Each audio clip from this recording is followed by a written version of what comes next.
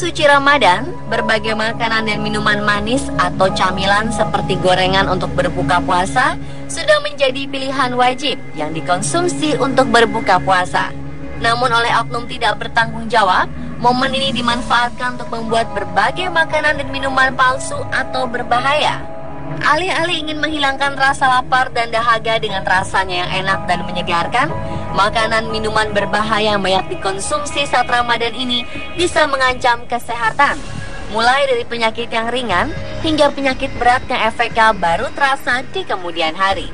Berikut On The Spot merangkum berbagai makanan dan minuman berbahaya jelang Ramadan.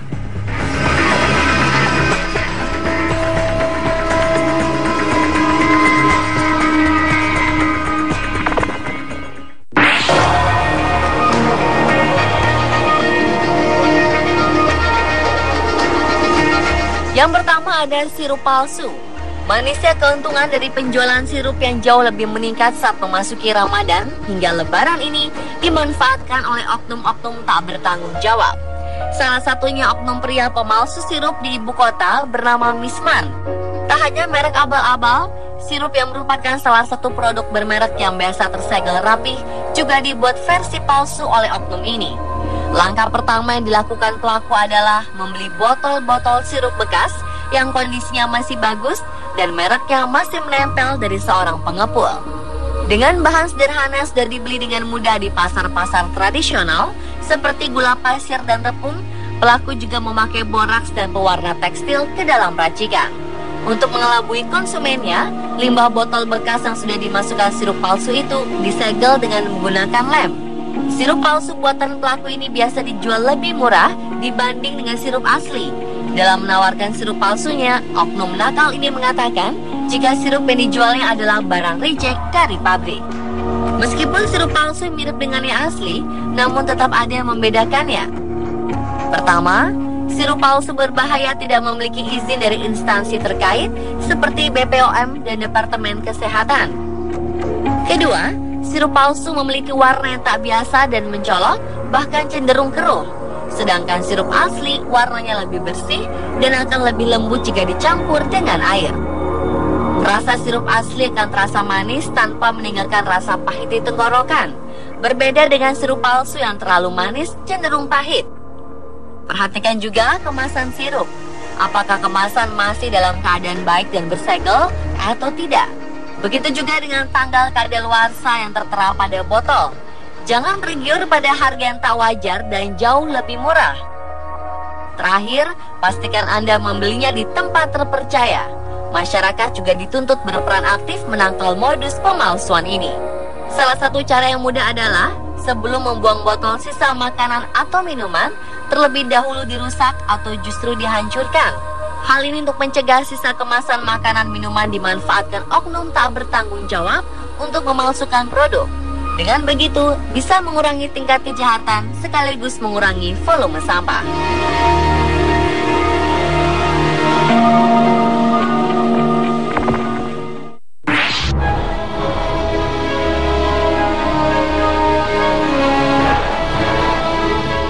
Berikutnya adalah gorengan. Meski bukan berupa makanan atau minuman manis, namun gorengan selalu menjadi salah satu menu berbuka puasa yang banyak dipilih oleh masyarakat. Mungkin Anda pernah mendengar gorengan mengandung bahan plastik. Ya, meski sudah mengetahui berbahaya, namun hingga saat ini masih banyak para oknum pedagang yang mencampur bahan gorengannya dengan minyak yang diberi plastik demi mendapatkan rasa yang renyah dan tidak mudah melempem. Tak perlu ongkos tambahan untuk aksi curang ini. Plastik bekas yang digunakan bisa berasal dari mana saja, mulai dari plastik membungkus minyak curah, sedotan, hingga gelas air mineral bekas mereka gunakan. Baru-baru ini seorang oknum penjual gorengan di Binjai, Sumatera Utara juga kedapatan mencampurkan plastik ke dalam minyak gorengnya. Seorang pembeli yang curiga dengan tekstur gorengan yang sangat keras membuktikan kecurigaannya dengan membakar gorengan itu. Terbukti, gorengan itu terbakar, meleleh, dan meneteskan cairan plastik. Johan si korban akhirnya melaporkan temuannya ke Polsek Binjai. Bila Anda penggemar gorengan, sebaiknya kenali gorengan plastik dengan cara sederhana. Gorengan plastik bisa dikenali dari warna yang lebih cerah, tekstur yang sangat keras dan renyah, serta terbakar ketika dibakar. Selain itu, bila gorengan Anda terdapat bintik putih, curigalah. Begitu juga dengan adonan tepungnya. Bila rekahan tepungnya panjang, utuh, dan super renyah, Anda patut waspada. Adonan yang agak rapuh dan berwarna tidak mencolok malah lebih aman dikonsumsi. Memilih untuk memasak sendiri gorengan Anda di rumah bisa jadi alternatif solusi yang tak hanya lebih sehat dan aman, tapi juga menghemat pengeluaran.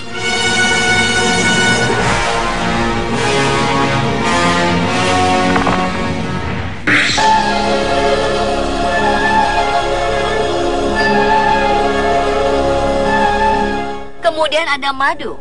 Siapa yang tak suka dengan cairan kental dengan rasa manis ini? Beragam olahan makanan dan minuman saat Ramadan pun banyak dibuat dengan menambahkan madu sebagai penikmat cita rasa. Selain enak, madu juga terbukti baik untuk kesehatan. Namun para pecinta madu harus lebih berhati-hati sebab 80% madu yang beredar di pasaran ternyata madu oplosan.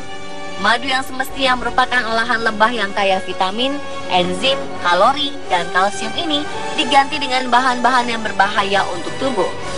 Secara garis besar, pemalsuan madu dapat dikategorikan dalam 3 cara. Madu palsu bisa dibuat dengan penambahan volume. Madu asli ditambah volumenya dengan madu palsu dengan cara mencampurkannya. Yang kedua, madu palsu bisa didapat dengan memalsukan mutu madu. Madu mutu rendah dengan kadar air yang tinggi diturunkan kadarnya dengan cara dipanaskan. Sedangkan yang terakhir merupakan pemalsuan murni, di mana madu didapat benar-benar murni dari racikan manusia. Di sebuah daerah di Jakarta Utara, bahkan diproduksi puluhan botol madu palsu per hari. Pelaku bisa dengan mudah mendapatkan bahan-bahan racikan madu palsu yang dibutuhkan di pasar-pasar tradisional. Kemudian mereka meracik sendiri bahan-bahan tersebut. Yang mengerikan, madu tersebut dioplos dengan boraks yang sangat berbahaya bila dikonsumsi tubuh. Ada beberapa cara yang bisa dilakukan untuk mengetahui apakah madu yang kita beli asli atau palsu. Pertama, dibakar di atas sendok. Madu asli akan berbuih, sementara madu palsu hanya timbul gelombang-gelombang kecil. Kedua, meneteskan madu pada koran. Madu asli tak akan terserap kertas karena kandungan air lebih kecil dari madu. Sementara madu palsu akan menyerap ke dalam kertas koran. Ketiga dan yang paling manjur adalah melihat bentuk heksagonal yang muncul ketika madu dicampur dengan air. Metode ini dinilai bisa menjamin keaslian madu. Madu yang dituangkan ke piring kemudian dimasukkan ke air. Madu asli akan memunculkan bentuk heksagonal atau segi 6 mirip sarang lebah di dalam piring ketika piring dikocok secara perlahan. Membeli di tempat yang terpercaya memang jadi cara termudah menghindari bahaya madu palsu. Teliti sebelum membeli dan mengecek kembali menjadi cara yang mau tak mau kita tempuh untuk menjamin keaslian madu asli yang kita inginkan.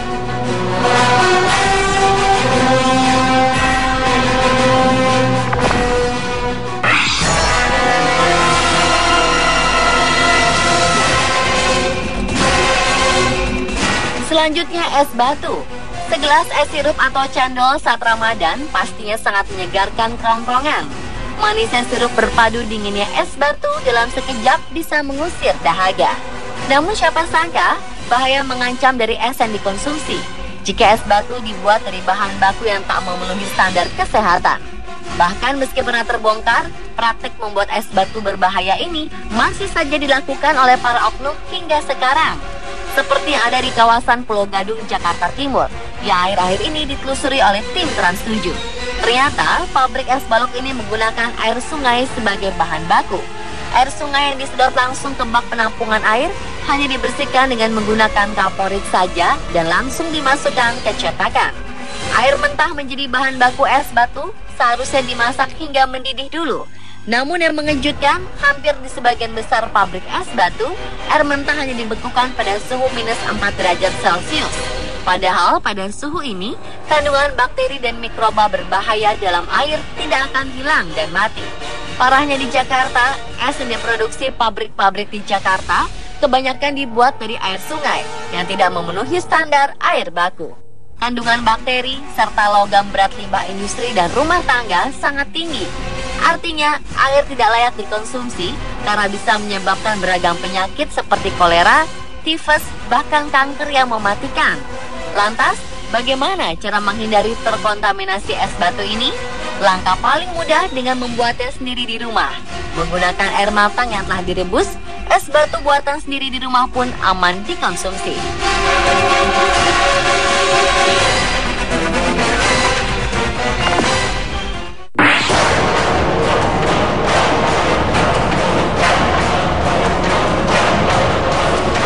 Dan yang terakhir ada makanan takjil berbahaya. Aksi oknum pedagang takjil nakal seperti tak ada habisnya. Meski razia terus digelar, tapi takjil berbahaya tak pernah hilang dari pasaran. Oknum-oknum nakal pembuatnya pun terus saja lolos dari tangan petugas. Namun yang amat disayangkan, masyarakat masih saja tergiur dengan bahan-bahan takjil berbahan kimia dan tidak higienis ini. Warna yang menggoda dan harga yang murah menjadi alasan peredarannya tidak bisa dibendung. Menjelang Ramadan tahun ini, razia juga dilakukan tim Badan Pengawas Obat dan Makanan di beberapa pasar di Indonesia. Hasilnya, mereka menemukan sejumlah makanan takjil mengandung bahan kimia jenis rodamin B. Di antaranya adalah kolang-kaling, cincau, dan sirup. Bahan pewarna kimia yang biasanya digunakan sebagai pewarna tekstil dan kertas seperti rodamin A dan B, sudan 1, methanol yellow, dan ponco 3R kerap ditambahkan untuk membuat makanan dan minuman takjil tampil cantik dengan warna cerah. Sementara tawas yang biasanya digunakan sebagai bahan penjernih air, kini kerap dipakai sebagai bahan pengawet murah meriah dan pengenyal bahan makanan. Sedangkan formaldehida atau formalin yang menjadi salah satu bahan utama cairan pembersih lantai, pupuk, lem, dan pengawet mayat, jamak ditambahkan agar makanan tak mudah basi. Bahaya kesehatan jelas mengancam konsumen yang sempat menikmati makanan berbahaya ini, mulai dari yang ringan hingga berat.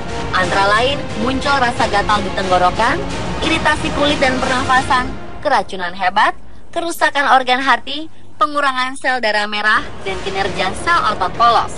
Dalam jangka waktu lama, bahkan bisa memicu kanker. Sebenarnya makanan yang mengandung bahan kimia relatif mudah dikenali. Antara lain, warna sangat cerah, terasa agak pahit di lidah, aromanya tidak alami, serta permukaan bahan mengkilat. Selain itu, tekstur bahan sangat kenyal dan sulit hancur, tidak mudah basi, dan harganya relatif murah. Telitilah sebelum membeli, cermat mengenali ciri takjil dan makanan berbuka puasa yang sehat serta aman menjadi faktor penentu kesehatan Anda sekeluarga.